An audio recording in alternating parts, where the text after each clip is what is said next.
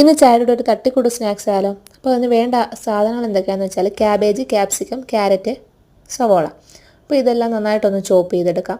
അപ്പോൾ ഇത് ഉണ്ടാക്കാനും എളുപ്പമാണ്, നമുക്ക് കഴിക്കാനും ടേസ്റ്റി ആയിട്ടുള്ളൊരു സ്നാക്സാണ്. ചോപ്പർ ഉണ്ടായതുകൊണ്ട് തന്നെ കട്ട് ചെയ്യാനുള്ള ടൈം വേസ്റ്റ് ആയില്ല. അപ്പോൾ ഇതെല്ലാം ഒന്ന് നന്നായിട്ട് ചോപ്പ് ചെയ്തെടുത്തിട്ടുണ്ട്. സമയം ലാഭിക്കാൻ നല്ലൊരു സംഭവമാണ് കേട്ടോ. അപ്പോൾ അതിലേക്ക് കുറച്ച് സോൾട്ട് ആഡ് ചെയ്തതിന് ശേഷം നമുക്ക് ആ ഒരു മിക്സ് അങ്ങോട്ട് മാറ്റി വയ്ക്കാം. പിന്നെ ഇതിലേക്ക് ഇടാനുള്ള മയണൈസാണ് ഞാൻ അടുത്തതായിട്ട് പ്രിപ്പയർ ചെയ്യേണ്ടത്.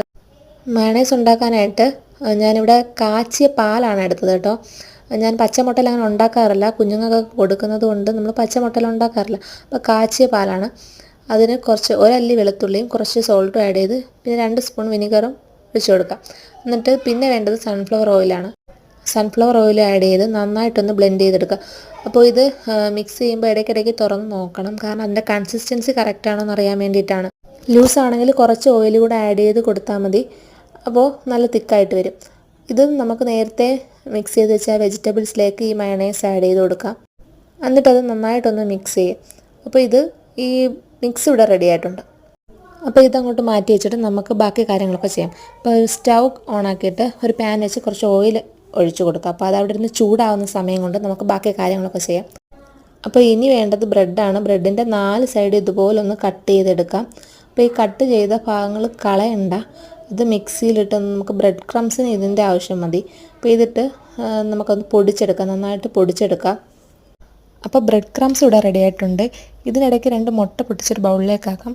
എന്നിട്ട് 2 ബ്രെഡ് ചേർത്ത് വെച്ചിട്ട് ഈ മുട്ടയ്ക്കകത്തൊന്ന് മുക്കിയെടുത്തിട്ട് ബ്രെഡ് ക്രംസിനകത്തൊന്ന് കോട്ട് ചെയ്തെടുക്കും. അതിനുശേഷം നേരെ ചൂടായ എണ്ണയിലോട്ട് ഇടുക. അപ്പോൾ അത് ഒന്ന് പൊങ്ങി വരും.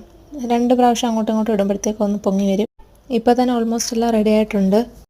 ഇനി നമുക്ക് ബാക്കി പ്രിപ്പറേഷൻസ് മാത്രമേ ഉള്ളൂ. ഇത് ഫില്ല് ചെയ്യുക എന്നുള്ളൊരു പരിപാടി മാത്രമേ ഉള്ളൂ. അപ്പോൾ ഇത് നമുക്ക് അങ്ങോട്ടൊന്ന് മാറ്റി വയ്ക്കാം. ചൂടാറിയതിന് ശേഷം മാത്രം ഒന്ന് കട്ട് ചെയ്തെടുക്കാം. എന്നിട്ട് ഇത് കട്ട് ചെയ്താൽ പിന്നെ പരിപാടി സിമ്പിളാണ്. പിന്നെ ഇത് ഫില്ല് ചെയ്യുന്നൊരു പരിപാടി മാത്രമേ ഉള്ളൂ. അപ്പോൾ ഇത് കട്ട് ചെയ്തതിന് ശേഷം നടുക്ക് ഇങ്ങനെ ഒന്ന് പ്രസ് ചെയ്ത് കൊടുക്കുമ്പോൾ അതിങ്ങനെ തുറന്ന് വരും. അപ്പോൾ അതിലേക്കൊന്ന് ഈ ഫില്ലിങ്സ് നമുക്ക് ഇട്ട് കൊടുക്കാം.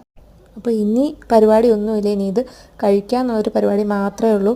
ഇത് ഉണ്ടാക്കാനും എളുപ്പമാണ്, കഴിക്കാനും നല്ല ടേസ്റ്റാണ്.